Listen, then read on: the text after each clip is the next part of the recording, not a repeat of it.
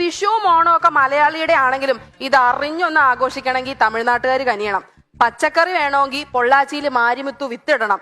പൂക്കളം ഇടണമെങ്കിൽ തോവാളയിൽ ജമന്തി നടണം. ഇനിയൊന്ന് പടക്കം പൊട്ടിച്ച് ആഘോഷിക്കണമെങ്കിൽ ശിവകാശിയിൽ ശെൽവരാജ് ഇരുന്ന് പണിയെടുക്കണം.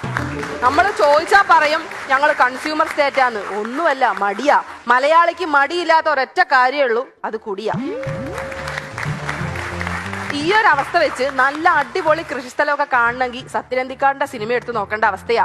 ചീരയ്ക്ക് തടവെടുക്കുന്നു, പടവലങ്ങയ്ക്ക് വള്ളി കെട്ടുന്നു, കോവയ്ക്ക പറിക്കുന്നു. പക്ഷേ അതിന്റെ ലൊക്കേഷനും അങ്ങ് പൊള്ളാച്ചിയില. ഇതിനൊരു കാരണമുണ്ട്. തമിഴ്നാട്ടുകാർ മൊക്കിന് ചെടി നടും, നമ്മൾ മൊക്കിന് കൊടി നടും. ഈ ഒത്തൊരുമ പക്ഷെ ഭക്ഷണത്തിന്റെ കാര്യത്തിലൊന്നും ഇല്ല കേട്ടോ. ഭക്ഷണത്തിന്റെ കാര്യത്തിലേക്ക് വരുമ്പോ വിഷുവിന് തെക്കോട്ട് വെജ് ആണെങ്കിൽ വടക്കോട്ട് നോൺ വെജാ. ഓണത്തിന് തെക്കോട്ട് നോൺ വെജ് ആണെങ്കിൽ വടക്കോട്ട് വെജ്. വെറുതെ അല്ല നിങ്ങൾ തെക്ക് വടക്ക് നടക്കണല്ലേ. പക്ഷെ എന്തൊക്കെ പറഞ്ഞാലും മലയാളി പൊളിയാട്ടോ. കാരണം പ്രശ്നം എന്താണെന്നറിയാൻ പ്രശ്നം വെച്ച് നോക്കുന്ന പ്രശ്നക്കാർ വരെ നമുക്കുണ്ട്. ഈ മലയാളികളുടെ കാര്യം പറയുമ്പോൾ സത്യം പറഞ്ഞ മലയാളികൾക്കാണ് പ്രശ്നം. മലയാളികൾ ഭയങ്കര സഹായ മനസ്കതയുള്ളവരാ. കാലത്ത് മുതൽ വൈകിട്ട് പട്ടിയെ പോലെ പണിയെടുത്ത് പൈസ ഉണ്ടാക്കും. എന്നിട്ട് ഡെയിലി അടിക്കുന്ന മദ്യവും അടിക്കാത്ത ലോട്ടറിയും എടുത്ത് സർക്കാരിനെ സഹായിക്കും.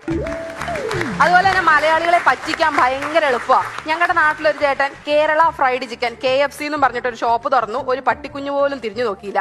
കുറച്ചു ദിവസം കഴിഞ്ഞപ്പോൾ പുള്ളിക്ക് ഒരു ഐഡിയ തോന്നി, KFCയുടെ ഫ്രണ്ടിൽ ഒരു നാടൻ എടുത്തിട്ടാലോ എന്ന്. നാടൻ KFC എന്ന് എഴുതി വെച്ചതും തൊട്ടടുത്ത ബിവറേജിലേക്കാളോ ആളായി ഈ കടയില്. ഈ ഒരു ഐഡിയ ഞാനും പ്രയോഗിച്ചു. എന്റെ ടൗണിലുള്ള ഒരു ഹോട്ടലുണ്ട്, ബെസ്റ്റ് ഫുഡ്സ് എന്നാണ് പേര്. ഞാൻ അതിന്റെ പേര് ചെറുതായിട്ടൊന്ന് മാറ്റി, വീട്ടിലെ ഊണ്. ഇപ്പൊ നല്ല തിരക്കുണ്ട്, നല്ല ആളുണ്ട്. ഈ മലയാളികൾ ഇതുപോലെ തന്നെ വേറൊരു പ്രശ്നമാണ്, സ്നേഹം പ്രകടിപ്പിക്കില്ല. ഒട്ടുമിക്ക മലയാളി ഭർത്താക്കന്മാരും ചാക്കോമാഷിനെ പോലെയാ.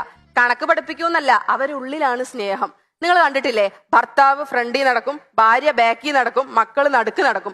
ഈ ഫ്രണ്ടിൽ നടക്കുന്ന ഭർത്താവിന്റെ മട്ടും ഭാവവും ഒക്കെ കണ്ടു കഴിഞ്ഞാൽ ആ പുറകിൽ വരുന്ന സ്ത്രീയുമായിട്ട് തനിക്ക് യാതൊരു ബന്ധമില്ലാന്ന് തോന്നും. പക്ഷെ മക്കളുടെ എണ്ണം കണ്ടാ അറിയാം അവര് തമ്മിൽ നല്ല ബയോളജി, നല്ല കെമിസ്ട്രി ഉണ്ടെന്ന്. എന്റെ ഭർത്താവ് ഇങ്ങനെയാ. പുറത്തു പോയി കഴിഞ്ഞാൽ നാലാളുടെ മുന്നിൽ വെച്ച് അടുത്തിരിക്കില്ല, തോളത്ത് കൈയിടില്ല, കെട്ടിപ്പിടിക്കില്ല. പക്ഷെ ഒറ്റയ്ക്കാണെങ്കിൽ സൂക്ഷിച്ചു നോക്കണ്ട ഉണ്ണി, അപ്പോഴും ഒന്നുമില്ല. ചുരുക്കി പറഞ്ഞ ഈ മലയാളികൾ എന്ന് പറഞ്ഞ മലയാളികളുടെ ജീവിതം KSRTC ബസ് പോലെയാ. ഏത് റൂട്ടിൽ കൂടെ ഓടിയാലും നഷ്ടം മാത്രമേ ഉള്ളൂ. ഈ KSRTCയോടുള്ള ഇഷ്ടം കൊണ്ടാണോ എന്നറിയില്ല, ഇവര് ഫ്ലൈറ്റിൽ കയറുമ്പോഴും ഈ KSRTC കയറുന്ന അതേ സ്വഭാവം മലയാളികൾക്ക്. ഭയങ്കര തിക്കും തിരക്കുക.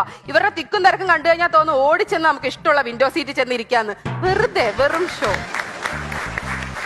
ഈ ഫ്ലൈറ്റിന്റെ കാര്യം പറഞ്ഞപ്പോഴാട്ടാ, ഒരൊറ്റ ദുബായ് യാത്രയിലൂടെ ഏറ്റവും കൂടുതൽ പൈസ മുടക്കിയ ഒരാൾ ഞങ്ങളുടെ നാട്ടിലുണ്ട്, സുധാകരൻ ചേട്ടൻ. പുള്ളി ദുബായ്ക്ക് ഒരു ഫ്ലൈറ്റ് എടുത്ത് പോകുമ്പോൾ പെട്ടെന്ന് ഫ്ലൈറ്റ് ടേക്ക് ഓഫ് ആയതും പെട്ടെന്ന് ഒരു ഞെരുക്കവും ഒരു ഭയങ്കര ശബ്ദവും.